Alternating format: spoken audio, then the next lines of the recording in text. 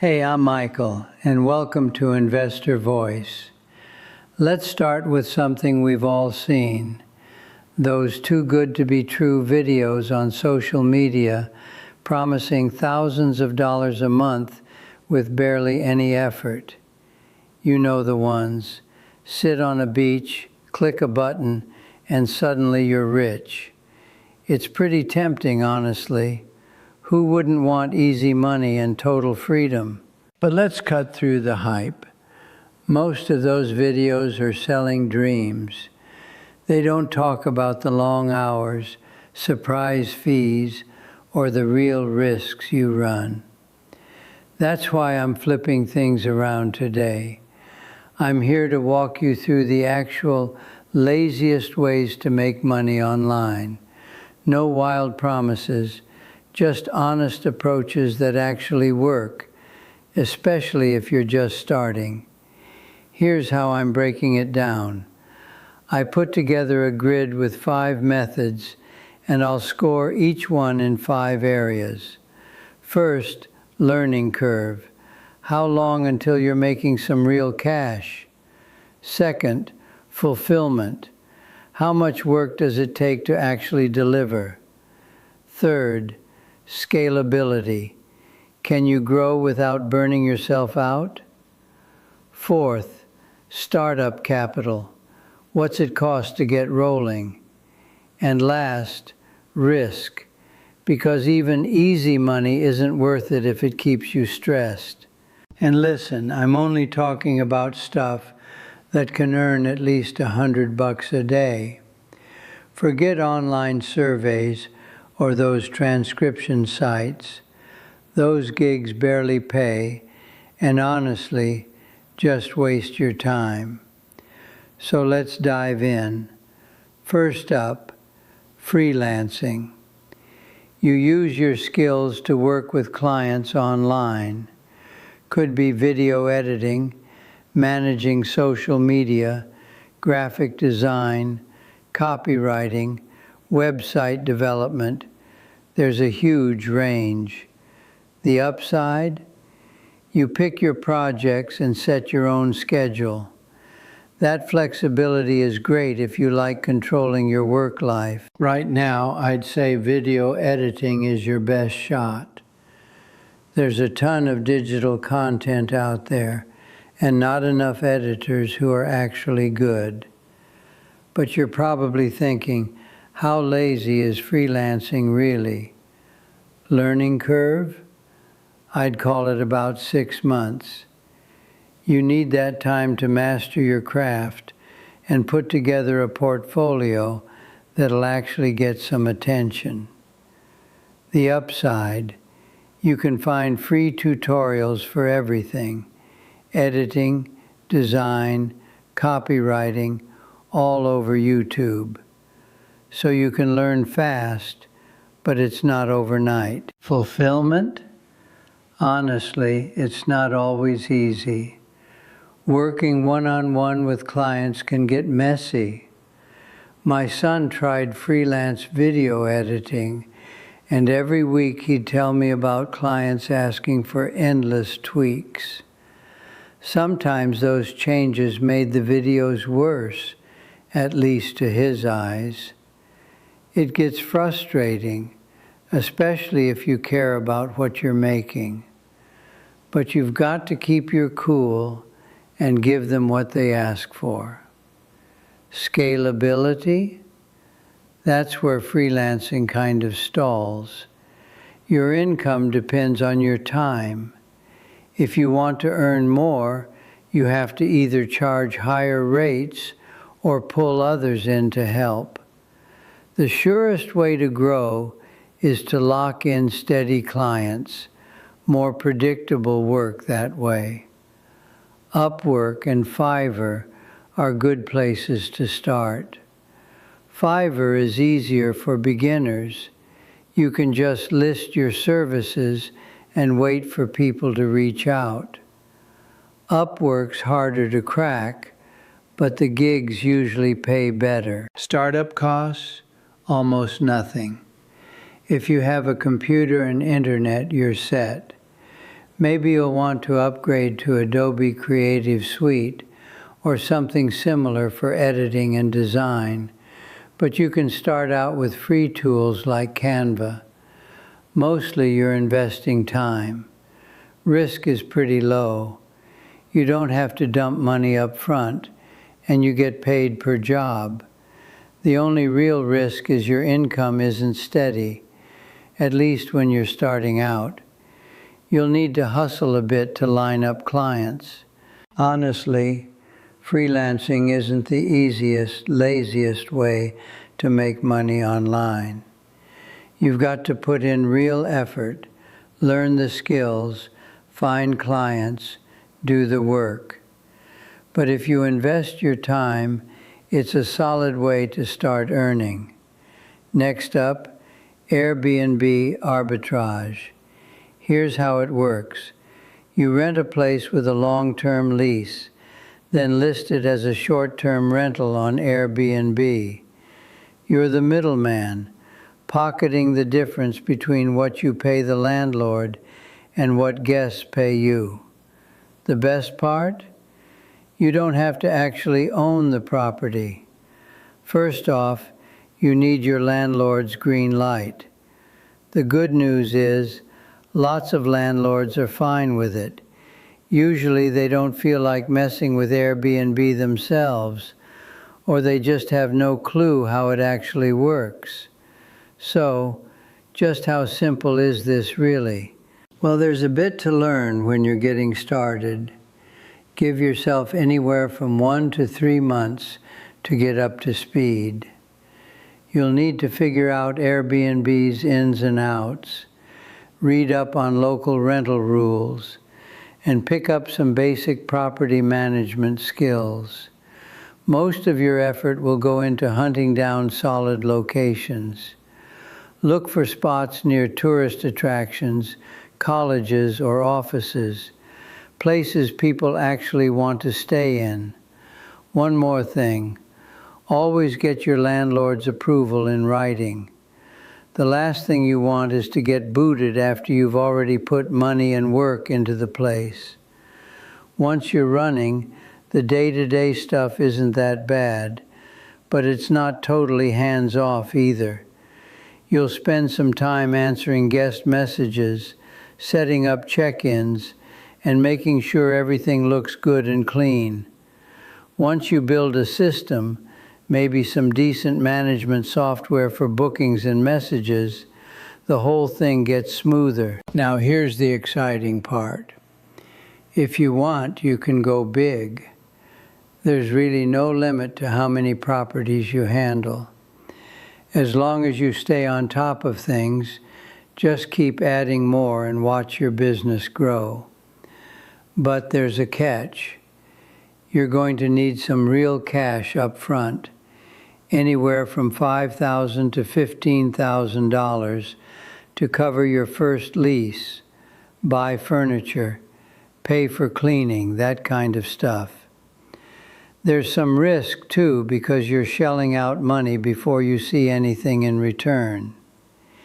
If you're organized and have the right tools, you'll keep things under control. Still, maybe there's an even lazier way. Let's try method 3, running an eBay store. Basically, you sell stuff online. Could be vintage clothes, electronics, handmade things, or just whatever you've got collecting dust at home. eBay has a massive audience, so you don't need any fancy business setup. Sounds pretty chill, right? eBay's actually easy to pick up. 2 weeks and you can get going. Figure out what you want to sell. Maybe collectibles, maybe electronics, or something else entirely. See what's hot on eBay and set up your seller account.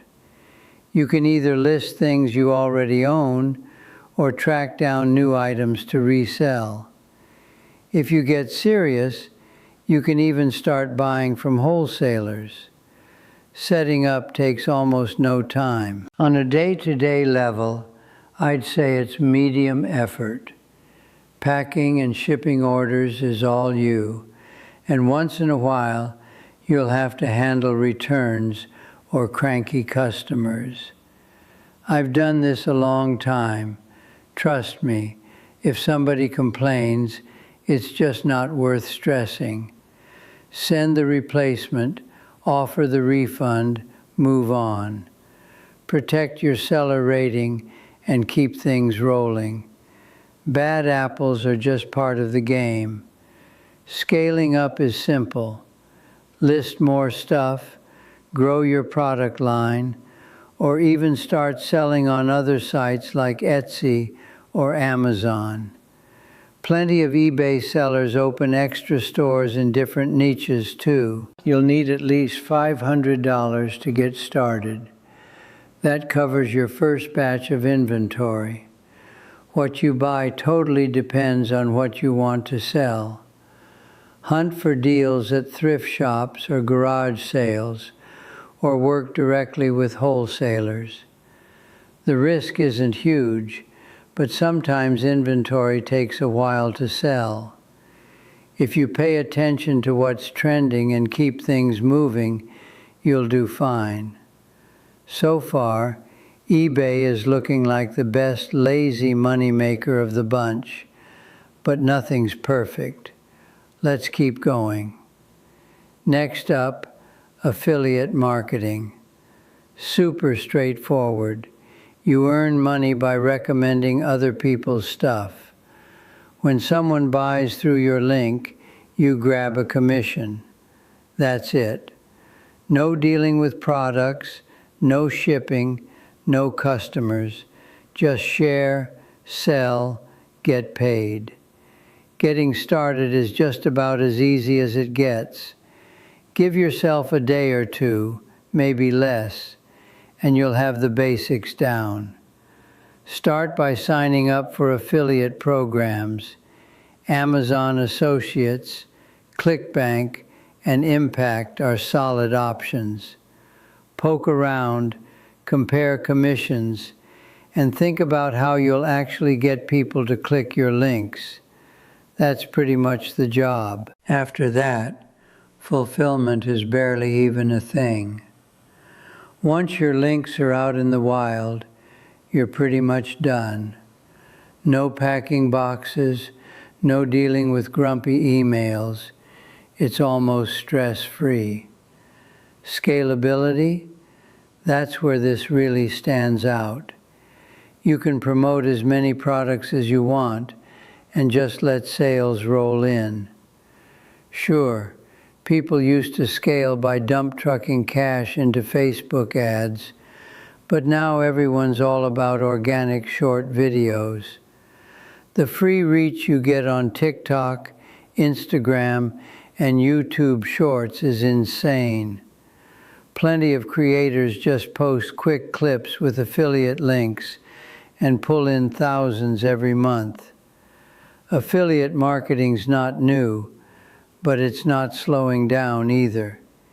Use the same playbook, and you can see real money start coming in. As for getting started, you'll want to have at least $250 on hand. It's possible to begin for less if you're skipping your own content, but with that budget, you can pay someone to edit a few short videos, which helps a lot. Organic content is the smart move to start, and if things pick up, you can always try some paid ads later. The risk here is about as low as it gets. No inventory to manage, barely any upfront spending, no worries about bad reviews or leftover stock. Among all the side hustles out there, affiliate marketing is pretty chill. And honestly, this last method, it's ridiculously hands-off. So here's method 5, the AI-powered Shopify store. If you want to get into e-commerce without sweating every detail, this is your shortcut. With an AI-built store, you launch your shop, let the AI choose the top products, and even automate inventory and fulfillment. The bots do everything but count your money. There's barely a learning curve. Even total beginners can figure it out. Just hop over to buildyourstore.ai, hit Start Your Free Store, and follow the steps. The tool walks you through it. Give your name and email, then pick what you want to sell. Fashion, gadgets, pet stuff, whatever you're actually interested in makes running the shop more fun. The AI helps deck out your store, takes care of the banners, layout, and colors, so you look good from the start. Once you're ready, just connect to Shopify. Testing the whole setup costs almost nothing, and you don't need to be a tech pro. The platform keeps things simple. For fulfillment, it's even easier. If you grab an automation tool like AutoDS, which they'll recommend anyway, it handles everything. Adding hot products, updating prices and images, shipping orders, so you never touch the inventory or set foot in a post office. It's perfect if you want passive income. Scaling this is simple too. Just keep adding new products with automation, and because shipping and stock are all managed for you, you can grow as much as you want without getting overwhelmed. Startup costs are almost laughable. $1 or so for your Shopify account, maybe a tiny trial fee for automation, and the AI builder is free. No big risks here. If you end up hating it, there's not much money lost. It's practically a no-pressure experiment. So if you're after something low effort with big potential, an AI-powered Shopify store is worth a shot. You can run it from anywhere. You don't need a following.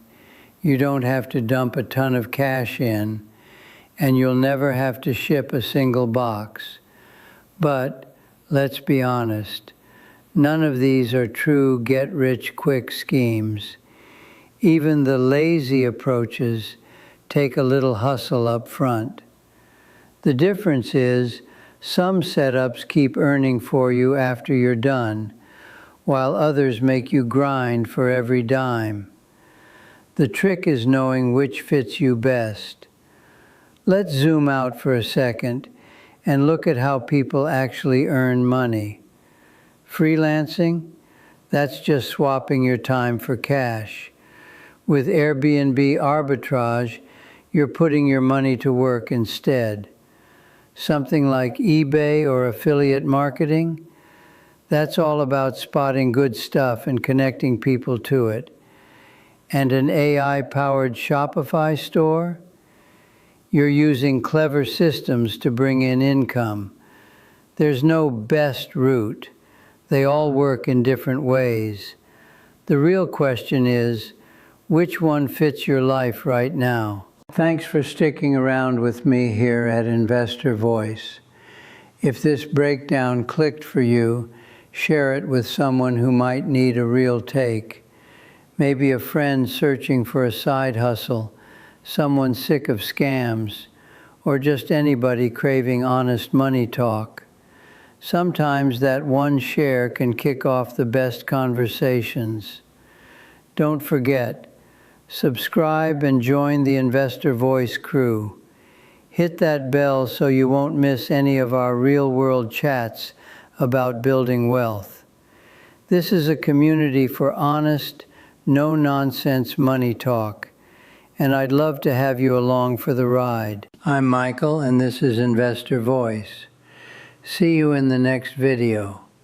Until then, take care of yourself, and remember, the smartest way to make money is the one that actually fits your life, not just whatever's shiny on the internet.